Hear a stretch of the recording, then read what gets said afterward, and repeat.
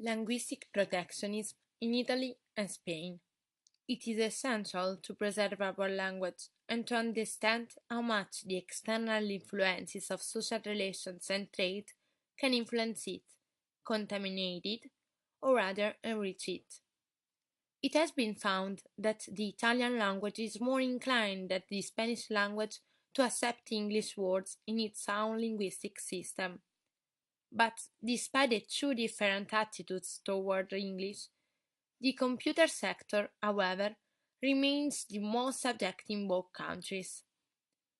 The reasons which have facilitated the rise of English must be principally identified in the use and misuse of sector-specific technicalities and languages, in the ostentatious use of alloglot material within newspapers, in the wrong idea that English is a more schematic and concise language than Italian, in the assumption that English is a language of fashion and current taste. External factors have also contributed to the expansion of this language, such as the role played by the US following the two world wars, the press, trade, and the advancement of information technology that has made the entry of Anglicisms faster. However, what is the real attitude of Spain and Italy towards Anglicisms? Why is the number of Anglicisms in Spanish dictionaries considerably lower than the Italian dictionaries?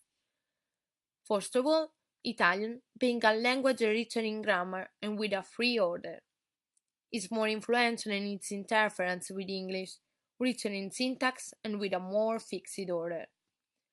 To demonstrate that the Italian language is now full of unnecessary Anglicisms and others adopted to expose new concepts, without, however, having been adapted to the language system, the book Italiano urgente 500 anglicismi tradotti in italiano sul modello spagnolo by Gabriele Valle appeared, which proposed to analyze 500 commonly used anglicisms.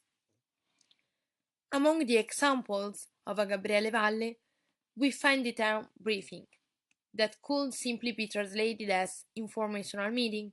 In Spanish, in fact, the same word is not used but translated instead into reunión informativa. Similarly, the term brainstorming could easily be translated as rain of ideas, a storm of ideas, as the expression used in Spanish, lluvia de ideas, tormenta de ideas.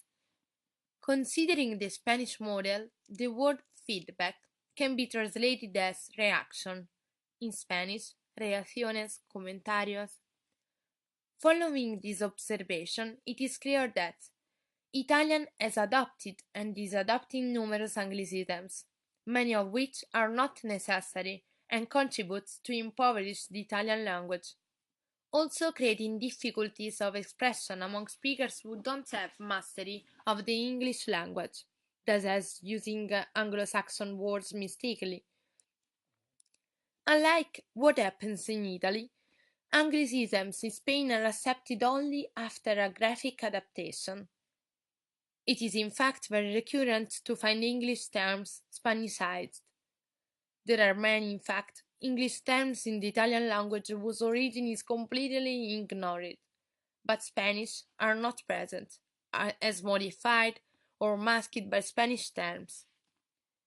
Among the most common English terms that the Spanish have transformed and translated we find hamburger, perrito caliente, mayonnaise, mayonesa, social networks, redes sociales, jeans, vaqueros, hard disk, disco duro.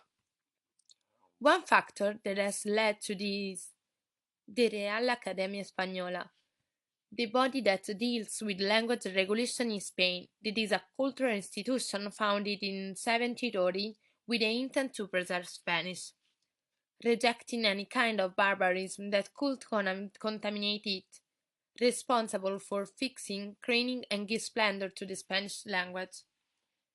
Among the various sectoral languages, the computer language is undoubtedly the most conspicuous of Anglicisms.